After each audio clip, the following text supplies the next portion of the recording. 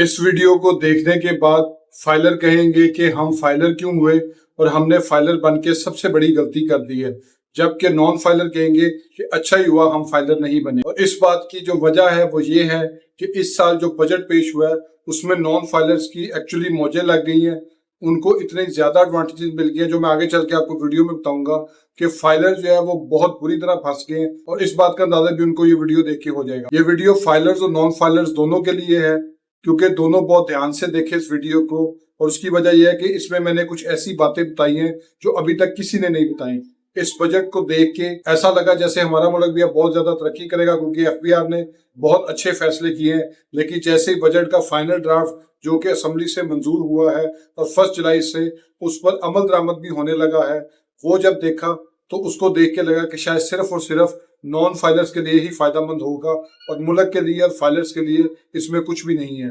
इस वीडियो में आपको सब कुछ डिटेल में बताऊंगा, स्क्रीन के ऊपर दिखाऊंगा, कोई चीज खबर नहीं है, फाइनल ड्राफ्ट है, आपको क्लियर हो जाएगा किस तरह फाइलर्स अब बुरी तरह फंस चुके हैं, जबकि नॉन फाइलर जो है उनकी मौजें लग चुकी है। तो अपनी वीडियो शुरू करने से पहले मैं आपसे रिक्वेस्ट करूंगा, मेरे फेसबुक पेज को लाइक करें, यूट्यूब चैनल को सब्सक्राइब करें। दूसरा मेरी आपसे रिक्वेस्ट है, अगर मेरी वीडियो देख के आपके इल्म में कोई इजाफा होता है तो एक लाइक कर दिया करें, कमेंट कर दिया करें या उसको शेयर कर दिया करें। इससे मेरी बहुत ज्यादा हौसला अफजाई होती है। अब आ जाते हैं अपने असल टॉपिक की तरफ। तो उसमें इस वीडियो को मैं 2 हिस्सों में तकसीम कर देता हूँ। नंबर 1 पे यह है कि फाइलर्स किस तरीके से फंस चुके हैं, नंबर 2 पे यह है कि नॉन फाइलर्स की किस तरीके से मौजें लग चुकी हैं। तो पहला हिस्सा जो है वो फाइलर्स के लिए है कि फाइलर किस तरीके से फंस चुके हैं। तो आप अपनी ये स्क्रीन के ऊपर देख सकते हैं, ये जो बजट आया था इसमें उन्होंने प्रॉपर्टी और गाड़ी के मामले में रिस्ट्रिक्ट कर दिया था एलिजिबल और इनएलिजिबल पर्सन के अकॉर्डिंगली, कि एलिजिबल पर्सन जो है वो गाड़ी खरीद सकेगा और नॉन इनएलिजिबल पर्सन जो है वो गाड़ी और प्लॉट जो है वो नहीं खरीद सकेगा, क्योंकि उसकी लिमिट डिफाइन कर दी जाएगी।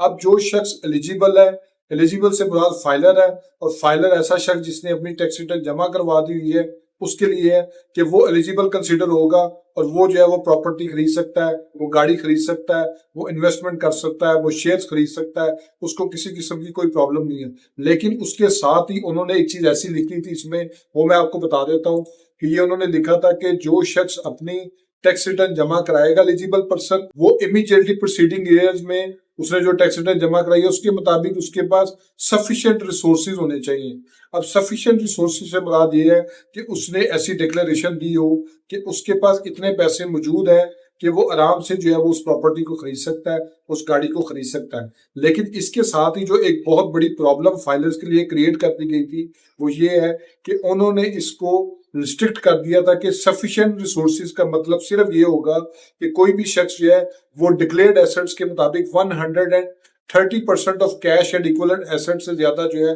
वो लोकल या फॉरेन जो उसकी करेंसी बनती है उसकी मालियत से ज्यादा जो है वो चीज की परचेजिंग नहीं कर सकेगा। यानी कि ऐसा फाइलर शख्स या एलिजिबल पर्सन जो कि अपनी टैक्स रिटर्न भी जमा करवा चुका है और उसकी वेल्थ स्टेटमेंट में ये सारी चीजें डिक्लेयर्ड है, तो जो कुछ भी उसका टोटल सम बनेगा, वो 10 लाख बनता है, वो 50 लाख बनता है, वो 1 करोड़ बनता है, उसका सिर्फ वो 130% जो है वो पूरे साल में यूटिलाइज कर सकेगा और इससे आगे वो कुछ नहीं कर सकेगा परचेजिंग और जो है वो प्रॉपर्टी और गाड़ी के मामले में। तो ये तो फाइलर्स के लिए एक प्रॉब्लम बन चुकी थी और ये मैंने अभी आपको बताई है। अब मैं आपको वीडियो में बताऊंगा कि किस तरीके से जो है वो नॉन फाइलर्स की मौजें लग चुकी हैं और उनके लिए किसी किस्म की कोई रुकावट नहीं है। क्योंकि फाइलर्स के लिए तो ये है कि एक तो वो हर चीज के नोटिस का जवाब दे जो उसको आता है, फिर उसके साथ जो है वो उन चीजों को फेस भी करे जो एफबीआर की तरफ से उसको आती है नोटिस की फॉर्म में, प्रोसीडिंग्स के फॉर्म में, असेसमेंट ऑर्डर्स की फॉर्म में और अपीलों के बाद उसमें, और उसके बाद फिर उसको अपीलों में जाना पड़ता है। लेकिन जो नॉन फाइलर है वो इस तरीके से मजे में रहेगा पूरा साल,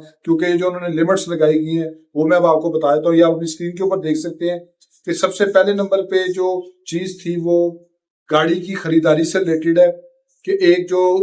नॉन फाइलर है या इनएलिजिबल पर्सन है जो कि अपनी प्रॉपर्टी या गाड़ी जो है वो खरीदना चाहता है, उसमें प्रॉपर्टी के मामले में ये है कि उसने जब गाड़ी खरीदने जाना है तो उसकी गाड़ी की जो लिमिट लगाई है वो 7 मिलियन रुपीज है, यानी 70 लाख रुपए तक की गाड़ी जो है वो शख्स जो कि इनएलिजिबल है, नॉन फाइलर है, वो बंदा फाइलर हुए बगैर खरीद सकता है और उस पर उसको किसी किस्म की कोई रुकावट नहीं है। वो जाएगा अपने आईडी कार्ड की कॉपी देगा, जो नॉन फाइलर का रेट बनता है उस हिसाब से वो टैक्स देगा और उसके बाद जो है वो गाड़ी अपने नाम पर ट्रांसफर करा लेगा। जबकि जो फाइलर है उसके लिए प्रॉब्लम ये है कि अगर उसने 20 लाख रुपया भी डिक्लेयर किया हुआ है, 10 लाख रुपया भी डिक्लेयर किया हुआ है, तो वो उसके 130% से ऊपर जा ही नहीं सकता। ये उसके लिए एक बहुत बड़ा सेटबैक है, क्योंकि अगर उसने उस करंट ईयर में पैसे कमाए भी है, वो अपने पिछले साल की टैक्स रिटर्न के बोझ तले दब जाएगा। क्योंकि अगर उसकी इनकम में उसकी कोई लॉटरी निकला है, कोई प्राइज बॉन्ड निकला है, तो उसके पास कहीं से पैसे है, उसका बिजनेस 2-4 महीनों में ग्रो कर जाता है, जुलाई से लेके आगे अक्टूबर नवंबर में वो कोई चीज खरीदने जाएगा तो उसको 130% वाली रिस्ट्रिक्शन को फेस करना पड़ेगा। जबकि नॉन फाइलर के लिए या इनएलिजिबल पर्सन की ऐसी कोई रुकावट नहीं है। फिर दूसरे नंबर पे आप देख सकते हैं कि जहां पे उसने प्रॉपर्टी इमूवेबल खरीदनी है नॉन फाइलर ने या इनएलिजिबल पर्सन ने, तो उसके बारे में लिखा है कि जो उसकी फेयर मार्केट वैल्यू यानी कि जो एफबीआर रेट्स होते हैं वो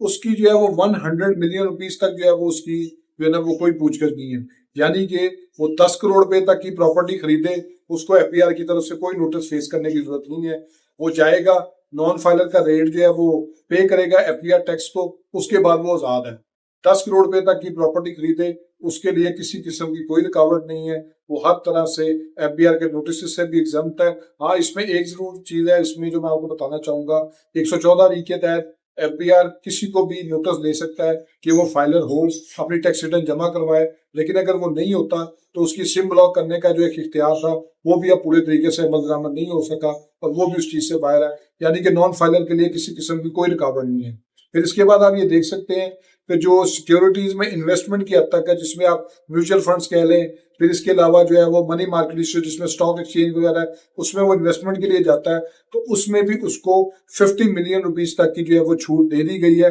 यानी 5 करोड़ रुपए तक की वो इन्वेस्टमेंट करे, उसके लिए कोई प्रॉब्लम नहीं है, उसको कोई पूछने वाला नहीं है। वो जाएगा, जाके अपना आईडी कार्ड देगा, वो इनएलिजिबल ही सही, वो 4 करोड़ की खरीदे जाके इन्वेस्टमेंट करे, वो 4.5 करोड़ की करे, उसके लिए कोई प्रॉब्लम नहीं है। जबकि अगेन जो फाइलर है वो 130 की विंडो के अंदर फंस चुका है। वो 10 लाख रुपए अगर उसके पास कैश पड़ा हुआ है तो वो ज्यादा से ज्यादा जो है वो 13 लाख रुपए इन्वेस्ट कर सकता है, इससे ऊपर नहीं कर सकता। उसके पास कुछ पैसे अगर ज्यादा भी आ जाएंगे तो वो उसके बावजूद इसको यूटिलाइज नहीं कर सकेगा, क्योंकि उसका जो एलिजिबल और इनएलिजिबल का जो सर्टिफिकेट है उसकी अपनी टैक्स रिटर्न के अंदर जो है वो शो हो रहा होगा। तो वो उससे जब सर्टिफिकेट लेके जाएगा तो उसको कोई फायदा नहीं होगा, क्योंकि उसके ऊपर रिस्ट्रिक्शन लग चुकी होगी। फिर इसके बाद आप ये देख सकते हैं कि जो एनुअल कैश लिमिट विड्रॉल है नॉन फाइलर्स के लिए, वो भी मैं आपको बता देता हूँ कि वो 100 मिलियन रुपीस तक जो है वो निकाल सकता है। यानी कि वो 10 करोड़ रुपए तक की जो ट्रांजैक्शन है वो विड्रॉ कर सकता है, अमाउंट विड्रॉ कर सकता है। उसका अकाउंट अगर कन्वर्ट भी हो जाएगा आसान अकाउंट में तो उसके लिए कोई प्रॉब्लम नहीं है। वो 10 करोड़ रुपए तक उसके जितने नाम पे टोटल 2 अकाउंट है, 4 अकाउंट है, 6 अकाउंट है, उन तमाम अकाउंट्स के होते हुए टोटल एनुअल विड्रॉल 100 मिलियन तक यानी कि वो यूटिलाइज कर सकता है अपना। उसकी अमाउंट पड़ी हुई है, वो डिपॉजिट करा रहा है, जितने मर्जी उसके अकाउंट में पैसे आ रहे हैं, 10 करोड़ रुपए तक वो सालाना निकाल लेगा, उसके लिए कोई प्रॉब्लम नहीं है। तो होप सो आपको ये वीडियो पसंद आई होगी। मेरे फेसबुक पेज को लाइक करें, यूट्यूब चैनल को सब्सक्राइब करें, ताकि लीगल टॉपिक्स रिलेटेड इस तरह एडवाइस मैं आपसे शेयर करता हूँ। Thank you for watching.